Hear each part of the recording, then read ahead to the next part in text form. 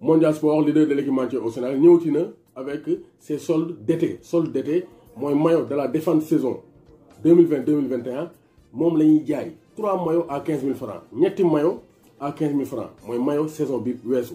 Donc n'hésitez pas à contacter le 77 666 03 95 le 67 059 99 84 Mondial Sport, leader de l'équipementier au Sénégal. À tous, bonjour à tous les suiveurs et à tous les inconditionnels de Grégoire Omnisport. Donc Ndiaye warul tiit warul ragal. Allez les lions, allez les lions. Les lions de Joseph Koto se qualifient avec brio face à l'Eswatini dans la Kosovo Cup. Dañ leen invité et les lions s'invitent en finale. Donc match bu metteeloon parce que dañoo mené 2-0.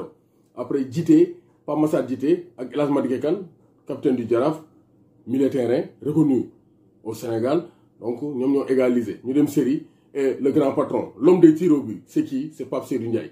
Gis nañ ko il a qualifié le Jaraaf en phase finale de donc coupe de la CAF. Donc il a été exceptionnel. Tournoi IFOA gagné face au Ghana, il arrête les pénaltys. Aujourd'hui il a arrêté 3 pénaltys. Pape Seydou Ndiaye. Sénégal dóor 3-0 pénalty. Donc vraiment c'est le très haut niveau. Pape Seydou Ndiaye il montre que il a montré ses preuves ici au Sénégal. Et il lance un appel à Aliou Cissé pour la CAN 2022.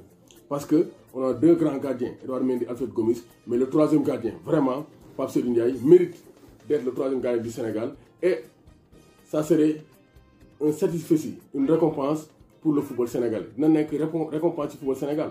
Parce que le football local, il y a des joueurs qui sont Pape Seydou Ndiaye, il y a un 3e gardien. Et on a besoin de gardiens qui ont les potentialités d'arrêter donc les tirs au but, comme l'a fait Gianluigi Donnarumma avec l'Italie. Parce qu'il y a des gardiens qui sont plus spécialisés dans les tirs au but que dans les autres, donc dans les autres domaines. En tout cas, félicitations au Sénégal, félicitations à Joseph Koto et nous avons le sac. Parce que l'appétit vient en mangeant et on attend le sac. Donc félicitations donc, à tous les acteurs. Vraiment, ça c'est une très bonne nouvelle. Et nous avons les acteurs du football local. Si nous sommes locaux, nous devons représenter dignement. Donc nous devons donc récompenser en quoi faisant defal leen ay stade yu baax professionnaliser les salaires jox la ay salaires yu baax booy gis ci seen bopp. Donc ça c'est très clair. Donc élection président fédération sénégalaise de football dina am dans moins de 2 mois. Le 7 août on aura 4 candidats mais pour l'instant 3 candidats officiels. Maître Senghor, Mbaye Diouf Dia ak Saër Dieye Seck ils sont éligibles mais Madi Touré est sous réserve parce que Madi Touré donc casier judiciaire am moo amul date. Donc Madi Touré actuellement donc candidature am dañ ko stand-by, il est en salle d'attente. Après examen des pièces justificatives produites par la commission électorale, donc la commission électorale a déclaré le dossier de Madi Touré éligible sous réserve de la production d'un casier judiciaire daté dans un délai de 24 heures. Donc loolu yaakaar naa loolu du nekk problème parce que Madi Touré il a des relations bu demee mën nañu ko defal casier judiciaire daté parce que bi mu joxoon amul date. Donc on doit mettre donc une date pour montrer que casier judiciaire bi date bii jour bii lañ ko defar parce que des fois dañuy laaj casier judiciaire de moins de 3 mois. Extrait de naissance de moins de 3 mois. Donc, bonne nouvelle pour la Linguère. La Linguère gagne face au Guédiawaye Football Club 2-0. Et la Linguère est leader de la Ligue 2 sénégalaise. Et la Linguère va retrouver l'élite.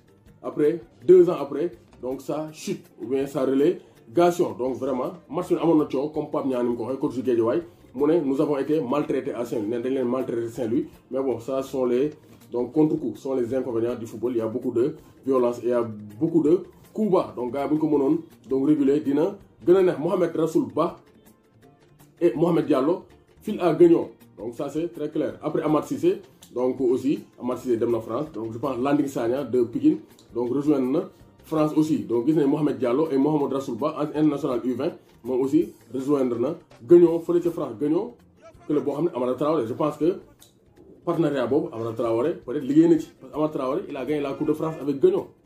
Donc il connaît bien Guignon, xam naa moo ko proposé donc boy donc gis nañ ne donc 8 buts pour Mohamed Diallo et 10 buts pour Mohamed Rassoul Ba. Donc ils sont les meilleurs buteurs donc de l'équipe donc Saint-Louisienne. Donc Amara Traoré a gagné la coupe de la Ligue française en 2000. C'est pas la coupe de France mais la coupe de la Ligue. Donc loolu leer na donc football local bi donc ñu ñëw ci transfert na muy jax les Lions animent le mercato.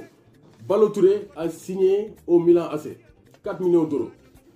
Donc c'est le prix de son transfert. Donc Ballo Touré va rejoindre l'Italie et espère donc vraiment progresser dans sa carrière parce que Monaco Dao il n'a pas beaucoup joué. Ballo Touré rejoint l'Italie, Diao Baldé Keita aussi est courtisé en Italie parce que le président de la Sampdoria de Gênes wax na ko ne Diao Baldé Keita mooy idolu sama doom bu ñëwaatoon Sampdoria donc ça ne fera donc que plaisir à la Samp mais aussi à mon enfant. Donc ça c'est très clair. Mais Inter Milan Simone Inzaghi jël nañ contact ak Diao Baldé Keita pour xool nan lañ koy indee fële ca Inter Milan. Parce que Diao Baldé Keita je pense que donc le championnat italien lui va très bien, taillé sur mesure. Donc Diao Baldé Keita il peut retourner en Italie, mais il est suivi par les clubs turcs comme Galatasaray ou bien Fenerbahçe. Mais je pense que mu dem Italie moo gën ci moom parce que bu fa demee bu defu ndànk day suux parce que c'est pas le très haut niveau par rapport à l'Italie. Donc justement maa ngi doon wax Galatasaray, Alassane Ndao va quitter Fatih Karagümrük pour dem Galatasaray. Donc ça c'est un grand bond en avant. Il va rejoindre donc Mbaye Diagne et rejoindre un club qui pourrait lui ouvrir les portes de la Ligue des Champions. Donc ça c'est une très bonne nouvelle.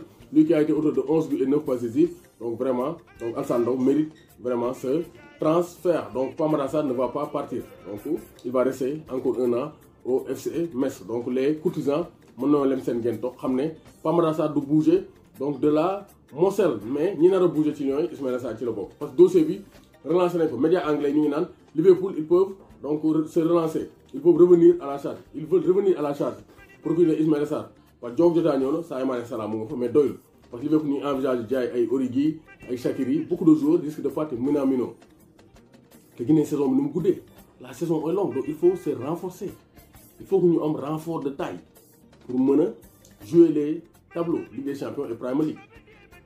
Donc un attaquant de plus ne ferait que du bien à l'équipe de Jürgen Klopp. Moo tax bëgg nañoo ñëwaat à la charge pour Ismaïla Sarr pour proposer 40 millions d'euros à l'équipe de Watford, aux Hornets de Watford. Donc Ismaïla Sarr pourrait toujours, c'est pas encore fini le mercato, ça ne fait que débuter. D'ici le début des championnats, tout peut arriver. Donc Ismaïla Sarr pourrait, quel soit alpha, quitter Watford pour rejoindre Liverpool. Parce que Liverpool nous dit qu'on est négocié. Liverpool aussi, il nous l'ordre Kalidou Koulibaly. Parce qu'il y a Joe Gomez, Joel Matip, ils ne sont pas encore rétablis. Van Dijk commence à un entraînement. Mais il faut des défenseurs. Parce qu'il y a Nathaniel Phillips, il faut des attaquants, des défenseurs de classe mondiale pour jouer dans une défense comme celle de Liverpool. Champion d'Europe en 2019 et vainqueur de la Premier League en 2020. Donc Liverpool, ba léegi bàyyiwuñ Koulibaly. Mais le problème mooy prix bi Napoli di laaj Liverpool bu ko joxe. C'est-à-dire ay 60 millions d'euros. Liverpool mën nañoo am nee nañ 40 millions d'euros pour que Koulibaly mën na ñëw signer du côté donc de Liverpool. Donc ça c'est très clair. Donc Boulaye Dia dem na Villarreal, une très bonne nouvelle. Nee na moom il ne se fixe pas de limite, il veut gagner, marquer des buts et gagner des titres. Donc premier titre bi mu war a mën a gagner d'abord c'est la Super Coupe d'Europe. Le 11 août on aura Chelsea Villarreal. Chelsea vainqueur de la Ligue des Champions, Villarreal vainqueur de la Ligue Europa. Donc ñoom ñaar ñooy daje, on aura un duel de Sénégalais. Edouard Mendy face à Boulaye Dia, donc l'attaquant face au défenseur. Donc ñoom ñaar ils ont après le même destin. Ils sont partis du néant, jaar nañ Stade de Reims après avant d'aller dans les grands clubs. Donc ñoom ñaar donc c'est une très belle histoire. Donc l'histoire de Boulaye Dia et de Edouard Mendy. En tout cas ñoom ñaar nañ daje le 11 août. Donc dañ koy annoncé nii pour ngeen xam ko. Donc suba aussi club de Bruges avec Youssouf Badji dañuy jouer seen Super Coupe de Belgique entre Genk et Bruges. Genk Bruges ñooy daje donc dans la Super Coupe de Belgique. Donc loolu mooy ubbi la saison en Belgique. Donc Belgique seen saison la mu ubbi parce que France ils vont démarrer le week-end du 8 août. Donc championnat yi commencé war na. Donc vous aurez tout sur Grégoire. Les débriefs des matchs, les transferts, rien ne va vous échapper avec Grégoire Omnisport. Parce que quand c'est important, c'est sur Grégoire Omnisport. En tout cas, actuellement, transfert est muy jax du côté de l'Europe. Erling Haaland, ñu koy viser partout parce que Real Madrid bàyyeegul, Chelsea bàyyeegul. Donc ils veulent s'arracher Erling Haaland, la pépite. Dortmund nee nañ 160 millions d'euros ou bien plus, sinon duñu bàyyi Erling Haaland. Et Zorc mi nga xamante ne directeur sportif, c'est un grand négociateur. Il sait bien vendre, donc il va donc traîner le dossier jusqu'à l'ouverture de la saison pour mën a am le maximum d'argent. Parce que Liverpool, donc kii di donc Erling Haaland, donc je pense qu'il veut quitter parce qu'il veut plus connaître des déboires, di ko éliminer en huitième de finale et quart de finale. Il veut jouer dans le plus grand club parce qu'il a le talent pour cela. Donc ça c'est très clair. Donc gis nañu aussi il y a un dossier. Giroud a signé du côté de l'AC Milan. Donc passe une visite médicale, c'est officiel. Giroud est un nouveau joueur de l'AC Milan, de Kaoman Thiam et de Jim Momar. Donc du côté des Sénégalais aussi, gis nañu ne quand même affaire yaa ngi yëngu. Donc transfert yi Arial Mendy dellu na Clermont. Donc gis nañu aussi du côté du Paris Saint-Germain, Gana Gueye, c'est sûr qu'il va rester. Abdou Diallo, Kurzawa, bloqué na les négociations entre Paris et Galatasaray parce que dañoo bëgg a jaay Kurzawa. Parce que Paris, il compte plus sur Abdou Diallo que Kurzawa. Je pense que Abdou Diallo, du moromu Kipembe. Kipembe, c'est un enfant de Paris, vice-capitaine de Paris. Mais je pense que Abdou Diallo du moromu Kipembe. Paris ferait bien de garder Abdou Diallo. Parce que c'est un joueur polyvalent qui peut jouer dans une défense à 3 comme axe central ou bien qui peut jouer piston. Parce qu'il a plus de garanties défensives que Kurzawa. Il peut s'améliorer offensivement. Donc je pense que Abdou Diallo, donc Paris ferait mieux de garder Abdou Diallo et lui donner du temps de jeu. Parce que c'est un garçon plein de talent. Et on a besoin de Abdou Diallo donc, qui pète la forme. Parce qu'on a besoin de lui pour les éliminatoires de la Coupe du Monde 2022, mais aussi pour la CAN 2022. N'empêche Mendy aussi, il doit trouver un club. Donc peut-être il négocier avec Nice pour un retour à Nice avec Christophe Galtier. Mais aussi, donc, il pourrait aller à Watford ou bien dans des clubs moins de Premier League. Donc avenir, donc c'est toujours donc, bien suivi parce qu'il doit avoir du temps de jeu.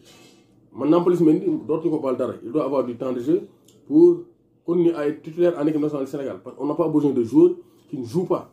Dans la fin de saison, mais actuellement, il doit avoir du temps de jeu pour assurer sa place en équipe nationale du Sénégal. Parce que c'est un joueur talentueux. Il a fait ses preuves avec ses 3 matchs qu'il a joués. Donc on attend plus de lui en club, moins de temps de jeu. Comme ça, il va se stabiliser donc, en équipe nationale du Sénégal. Donc Gagné Ndiaye, Warul Tir, Warul Ragal. Quand c'est important, c'est sur Grégoire Omnisport.